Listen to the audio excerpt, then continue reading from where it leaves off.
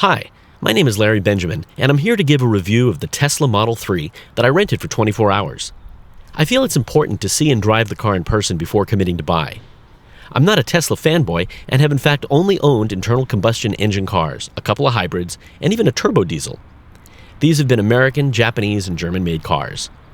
There are many other videos that extensively cover every square inch of the car, so I won't show the trunk or frunk, but the car has plenty of storage. The interior materials look and feel premium. The seats are comfortable and adjustable from the seats themselves, and the front and back is roomy. I will focus mainly on the ride quality, power, and handling. However, I do want to say that the Tesla interface and operating system is intuitive and didn't require looking at the manual. The premium sound system is excellent with deep extending bass and good high-frequency definition. There's even a multi-touch graphic EQ for further tailoring the sound. The maps are clear and easy to read, and the voice activation allows you to access streaming music and navigation controls easily. Right, here we are with my 24 hours with the Tesla Model 3. I've rented this through the peer-to-peer rental site called Turo. It's actually an app. We'll take our key, Tesla key. It's kind of a rigid, hard plastic, unbreakable. Put that in the center there, it recognizes it, and away we go. Throw it into drive. We're on Mulholland Drive in Los Angeles, which is a very windy road. It's got good topography, it's got bumps and potholes and smooth streets, bumpy streets. It'll be interesting to see how it performs. So far, my initial impressions of having driven the car for about 4 hours is it's extremely intuitive, very, very quick to pick up. To address some of the comments that people have made in other videos, the rear visibility is very good. The trunk line is a little bit higher than I would like and a little bit higher than my current car, but it's by no means difficult to see out the rear. You also can use your side mirrors as well. The front visibility, however, is exemplary. Truly excellent. Acceleration is top-notch. It's agile. I would say certainly nimble. And the car goes where you aim it.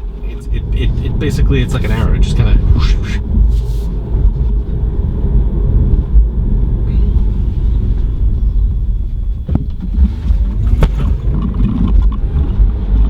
It accelerates like a lightning bolt.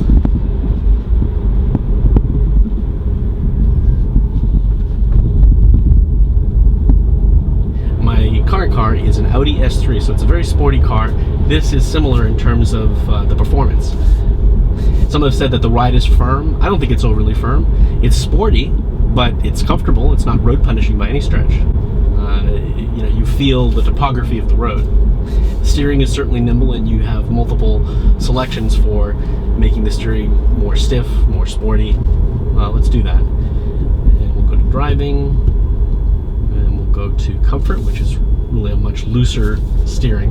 The Audi S3 has that too, different performance profiles. And then if we go to sport, it'll obviously tighten up. So is it distracting looking at this screen to make adjustments? It's not that it's distracting, it's just something to get used to. It's just different.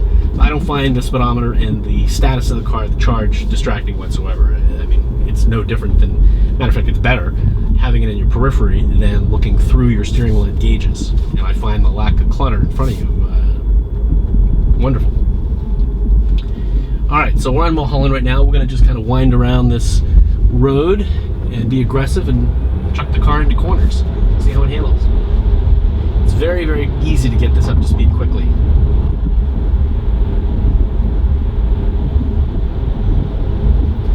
This will be a good test for handling. Mulholland is a good windy road.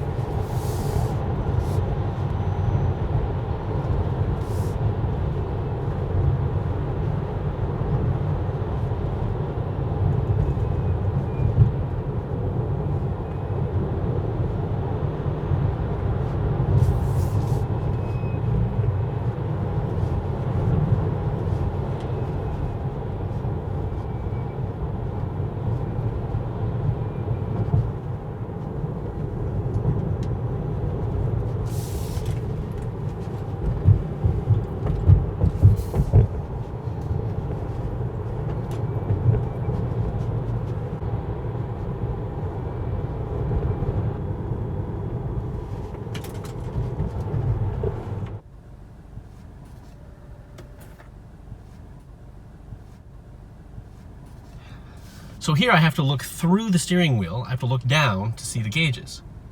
And then when I want to make adjustments for navigation, that's a little screen over here. This thing actually pops up and down, turns on and off when the car turns on and off. But I'm still looking off the road to make adjustments. Matter of fact, the controls are down here. If I want to zoom in and out, if I want to enter in street addresses, it's all done down here. Same thing with the radio.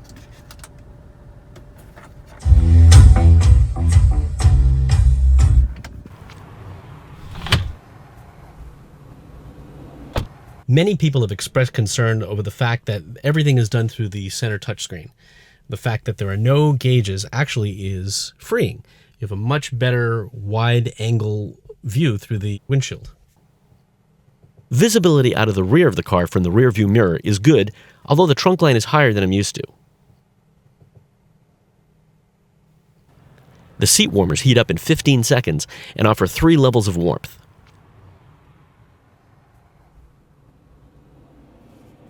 The excellent and powerful ventilation system is very easy to use and customize exactly where you want the airflow to go. Air conditioning and heating is powerful and works quickly.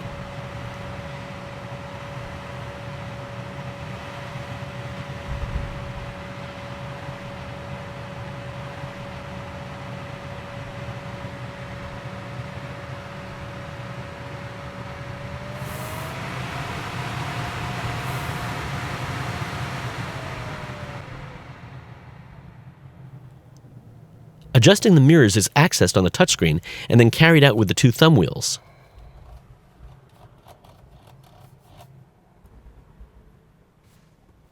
This same procedure applies for adjusting the steering wheel.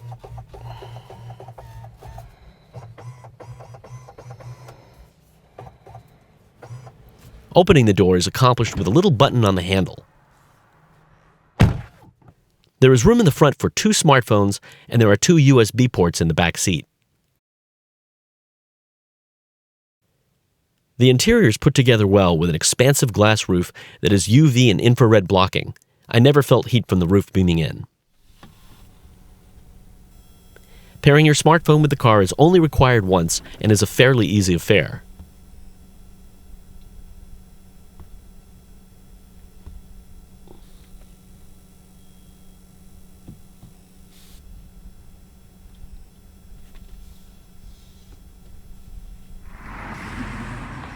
Good morning.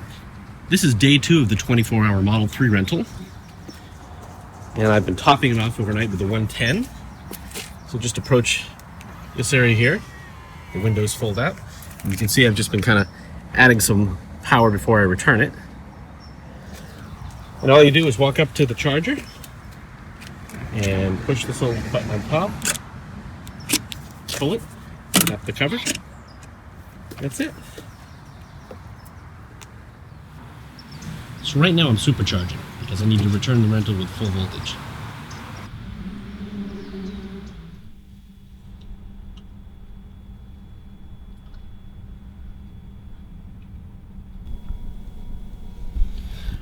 While the car is supercharging, let me tell you what I think about it.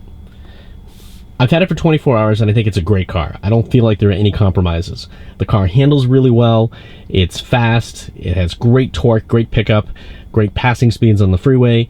The autopilot works exceedingly well, although I don't know that I need that option here in Southern California because there's so much traffic, but I can see how in the future it'll be great. The touchscreen. I really don't feel like it's a big compromise taking away gauges and switches and knobs because frankly most of the knobs that you have on your car you're not using that often. How often do you need to adjust the mirrors? If it's something you need to do, you just bring this up, bam, right here, you're controlling the mirrors. Same thing, steering wheel, bam. But that's not something you do all the time. That's like opening the glove box. It's just a button push. Very quick to do. I mean, it's the same thing as doing this, except it's on a touchscreen.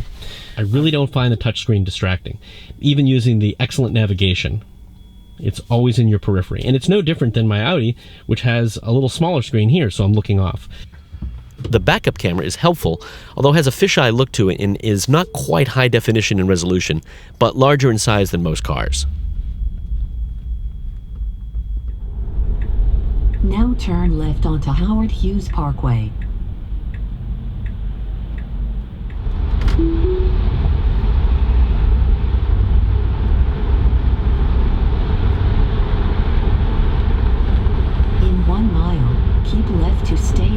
Interstate 405 south toward Long Beach.